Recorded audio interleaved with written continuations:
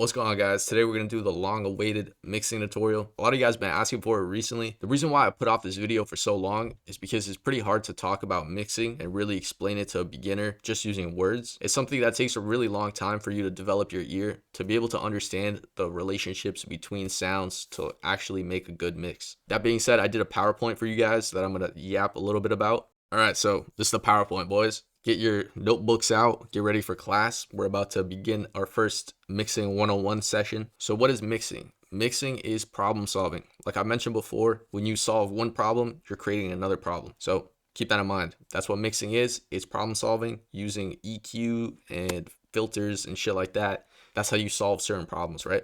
Now let's get into what makes a good mix. So a good mix is all the sounds have a purpose and all the sounds mesh well together. So there's no sound that's out of place. You're not using guitar with serum synth chords. That's just not a good combo, and you likely can't mix your way out of using bad sounds. The major root of bad mixing is using bad sounds or sounds that don't fit together well. A lot of mixing really comes down to mixing less, because more mixing doesn't equal better. The more you mix, the more you get lost in the sauce, and the more of like the original creativity and spark of the beat you lose. Another thing that makes a good mix is the volumes are leveled correct. I find a lot of beginners, their melodies are too loud and their drums are way too quiet. The way to fix that is really just to add a Fruity Soft Clipper and to turn up your drums. That's really it. So Fruity Soft Clipper, turn up your volumes, sounds that mesh well together, and every sound has a purpose.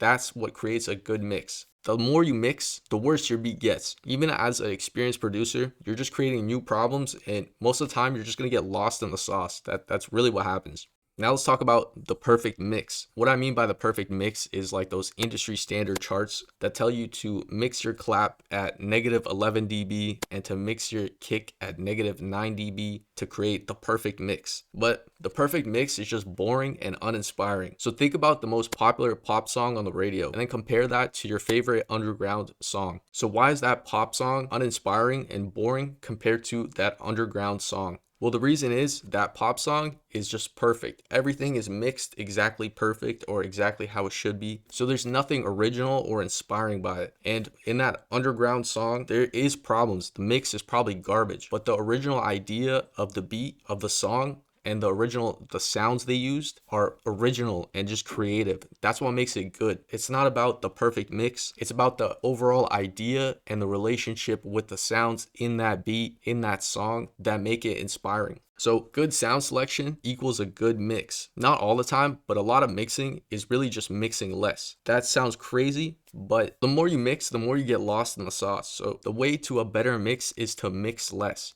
It's all about just picking good sounds that fit together well. That will solve a lot of your problems with mixing. A lot of beginners think more mixing is better. Trust me, I used to watch Nick Mirror tutorials when I first started, and I see him do some crazy EQs, put some crazy effects on some stuff, and then I'm like, yo, like, this is exactly what I need to do. This is why my beats aren't hitting. This is why my beats are shit. But as a beginner, you don't understand the relationships between every single sound to be able to mix effectively. You need to understand that when you mix this sound, now you might have to mix these sounds because now they don't fit together. So if you mix this sound and this sound, maybe this sound won't fit together now. It's all about the relationships between the sounds. Focus on using less sounds and using sounds that fit together well or sound like they belong. Think of like a guitar and a flute combo. Those are just timeless combos that work. And the longer you make beats, the more you understand like which sounds sound like they belong together. So a lot of mixing is really mixing less. So the less you mix, the better.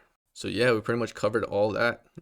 This might sound kind of crazy. You guys might be thinking like, damn dude, just tell me what volume to set my 808 to. But it's really not that simple because following guides isn't really a good way. Guides are really meant to be broken. Guides are just boring. If you follow the guide, you'll just make another commercial pop song that's just boring. You know, there's nothing inspiring about it because it's perfect. Perfect doesn't add any character. Flaws add character. That doesn't mean make shit beats. Just understand that perfection isn't real. It's not possible. And even if you do achieve perfection, there's nothing inspiring about it because it's just boring. Anyway, we're gonna get into the cookup, and then I'm gonna show you a little bit more of like how I actually mix things, which if you guys like the beats I make, you guys can follow that. But just know that every beat is gonna be mixed different, and you should rely on your ear. And that's something that takes time for you to develop. Your next beat won't be perfect. My next beat won't be perfect either. That's just how it goes. Just focus on the process. All right, so let's get into the actual cookup. I'm gonna show you guys a little bit more in depth or how I actually do things. Let's go.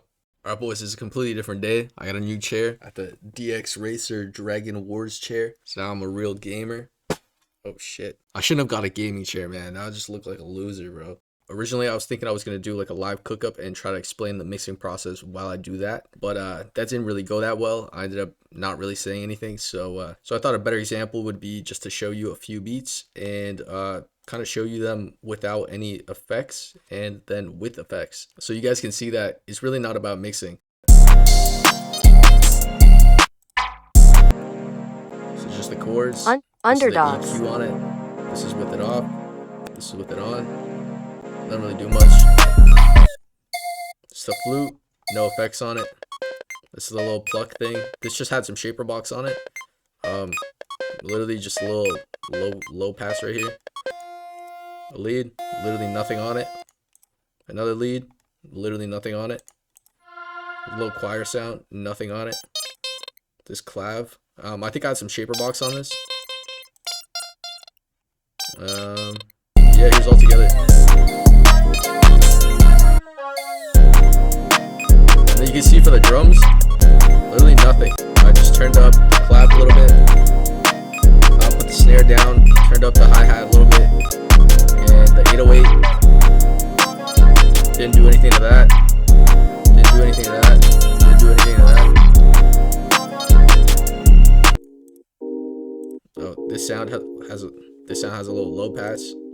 So you get my point that it's really not about mixing, because in this beat, there's pretty much no mixing. Like if you look at my EQs, none of my EQs have these crazy slopes like this. You don't need to get surgical with your EQs like this. Like if you have to do all this to make your sound good, then you should probably just use a different sound instead of like trying to finagle this like EQ to make it fit. So yeah, that's my whole point here is it's really not about mixing. Just make sure you pick good sounds that fit well together, and then make sure your drums complement that melody. Okay, so the next beat, I'm going to show you this beat, which is kind of like a glow beat. The project looks kind of crazy, but trust me, it's nothing nuts. It's just a lot of layered sounds.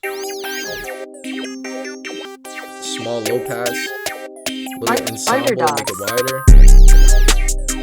Little EQ, a little filter.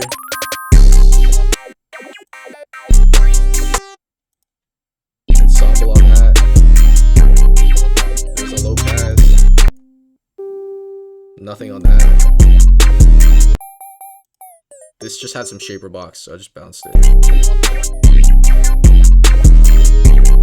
And then for my drums, turned up the hi-hat. The 808 is pretty much regular, just hitting super loud. On my master, I just have a soft clipper and a magic switch, which makes it a little bit wider. I usually have it at like 10%.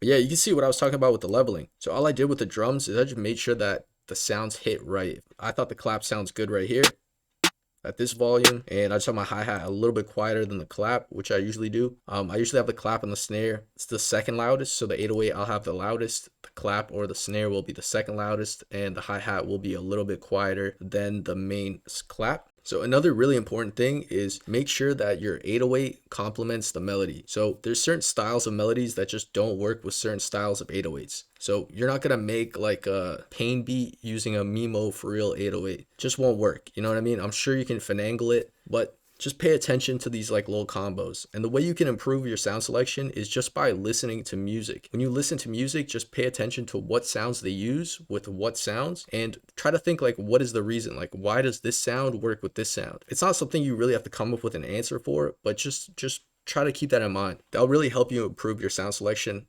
really fast. Okay, let's go to the next one. Okay, so this one's pretty simple. Well, not really, but the melody is pretty cool. So for the melody, I used like Melodyne to make like a one shot. And then with that one shot, I made this melody here. And this is everything together. Underdogs.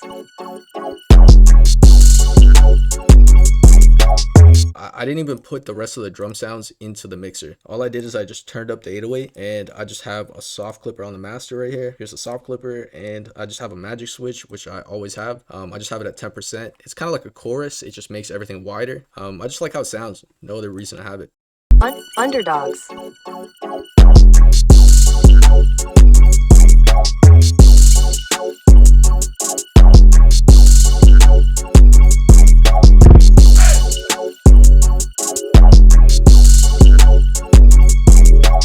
Spins always works with these kind of glow melodies. So just pay attention to what sounds sound good with other sounds. So when you listen to music, think like, okay, they use this kind of ambient melody and they use like a long 808 with it. Oh, okay, so that works. And then just keep that in mind. And then next time you make one of those beats, or next time you're making an ambient melody, be like, okay, they used a long 808 without much punch. I'm gonna do the same thing because it sounds good.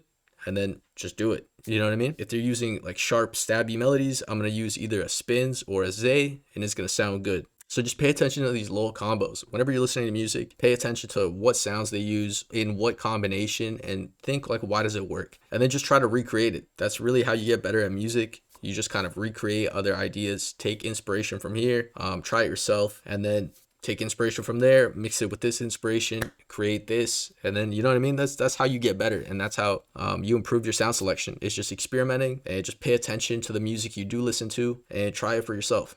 So anyway, I hope you guys enjoyed the video. I hope you guys learned something. It's a bit of a different video. Let me know what you guys think of these PowerPoints. I might do more. I had a lot of fun making it. I'm down to do another one on like sound selection and really just get in depth on these more like analytical kind of aspects to making beats, not just like literally just cooking up a beat.